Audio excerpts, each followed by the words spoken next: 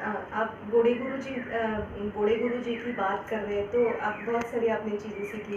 तो सीता हरण का एक अलग रहता है कि एक अलग उसके प्रति एक धारणा भी होती है और हर एक को लगता है कि सीता हरण एक गतभाव सीखना चाहिए। आपका कैसे अनुभव था?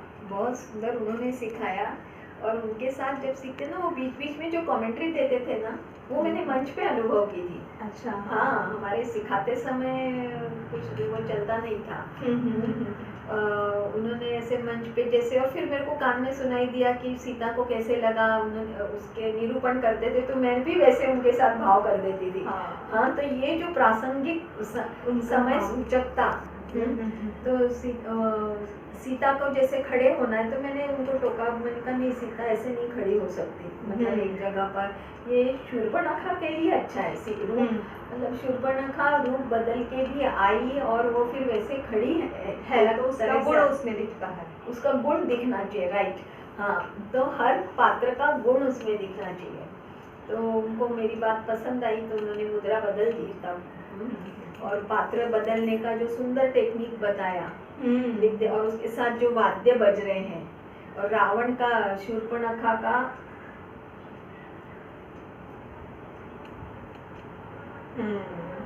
भाव में बहुत माहिर थे, क्योंकि बहुत भरतनाट्यम, कथकली सब विधाएं सीखे थे वो, मंचीय। और उन्होंने मेरे को, उनके साथ काम करने के बाद मेरे को विंग का काम करना समझ में आया। अच्छा। हाँ, किस हिरण दौड़ रहा है, राम जी जा रहे हैं उसके पीछे, और कैसा वो विंग में चला गया।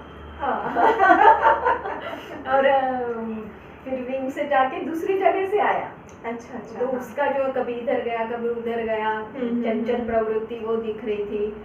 और सारा आखिर तक रावण का वेश बदल के आना, उसका बदलना, कैसे उसको उठा के लेके गए, ये सारा उन्होंने बारीक कार्विंग जिसको हम बोल सकते हैं, हाँ, मेरे से करवाया। और मेरे को करने में भी बहुत आनंद आया। उसका मैंने 2-3 बार प्रयोग भी किया है, अपना नागपुर दूरदर्शन पे भी हुआ है उसका एकल प्रयोग।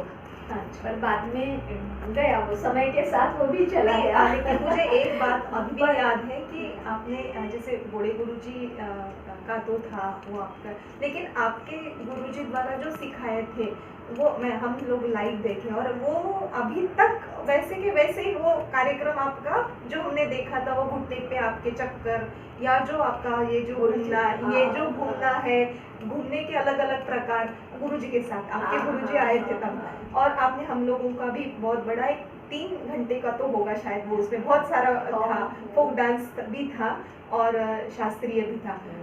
तो वो जो आपका जो था उस समय का प्रेजेंटेशन, वो आज भी हमारे ध्यान में है।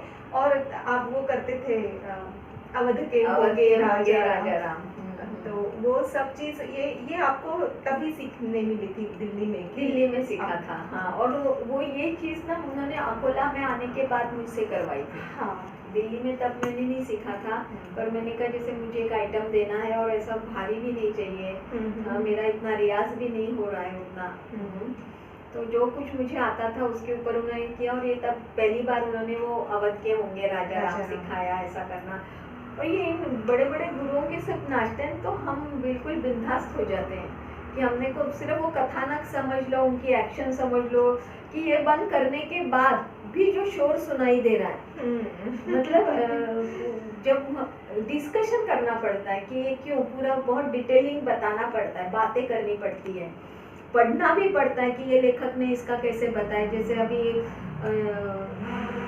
मंथरा आई है और कई बहुत परेशान है अपने अहंकार को लेके, अपने 2 वरों को लेकर, जो मोह माया में फंसी है, उसको जैसे जब आम आदमी के साथ ही होता है ये सब, हम भाव अभिव्यक्ति क्यों सीखते हैं, ये सब अपने अंदर का रस निकल जाता है, अंदर की जो चीजें होती है बेचैनी वो निकल जाती है, और वो लोगों की भी निकलनी चाहिए, प्रेक्षकों की।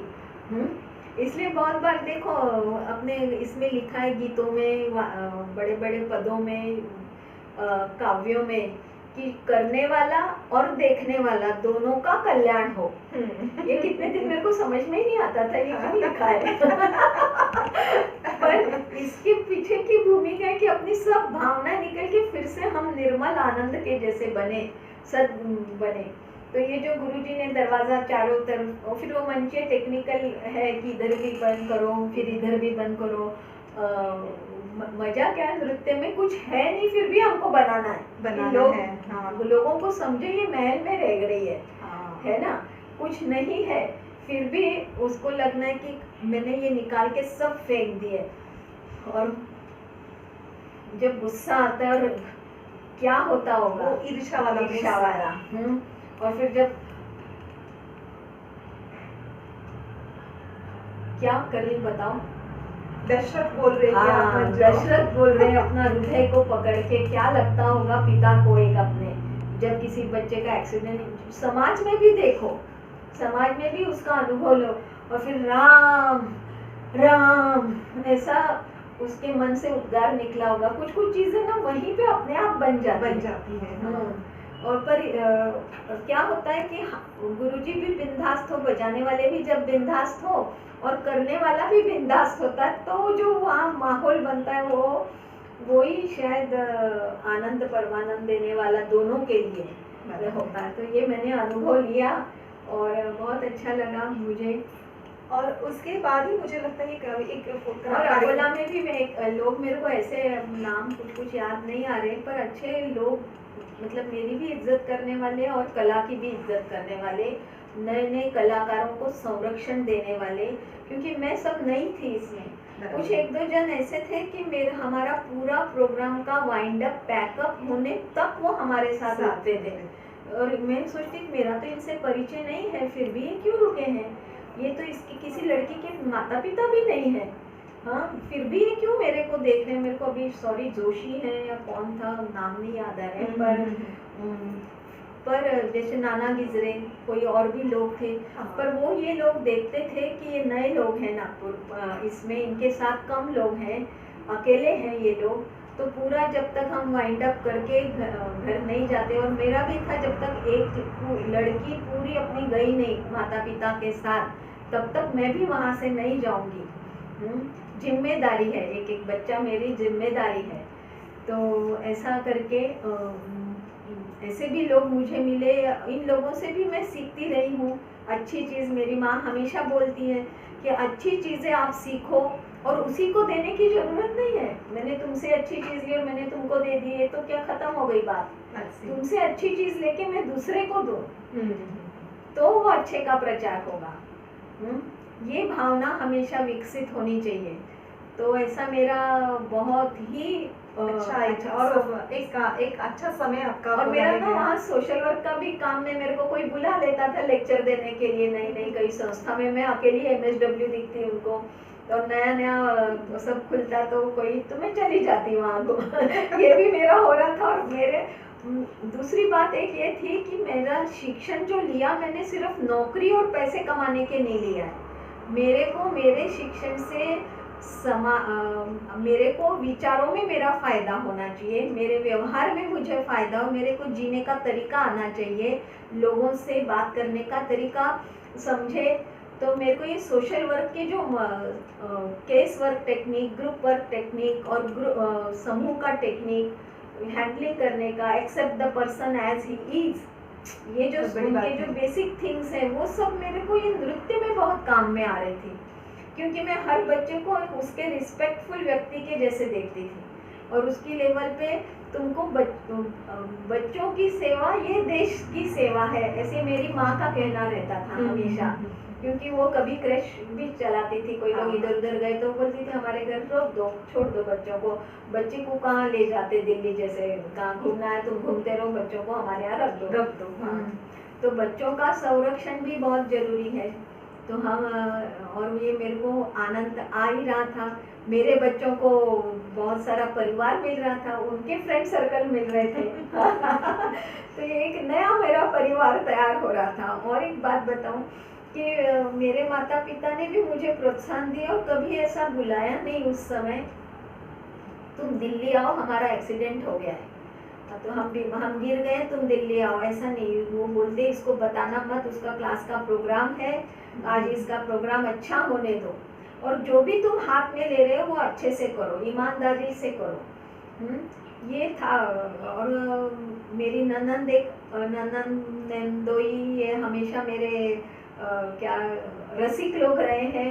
दूर से भी मुझे भी आश्चर्य होता कि मैंने ये कैसा मेरा कौतुक करने आ गई। अब मेरे को टेंशन आता था, पर वो मेरे को बहुत कंफर्टेबल लेवल में लाती थी।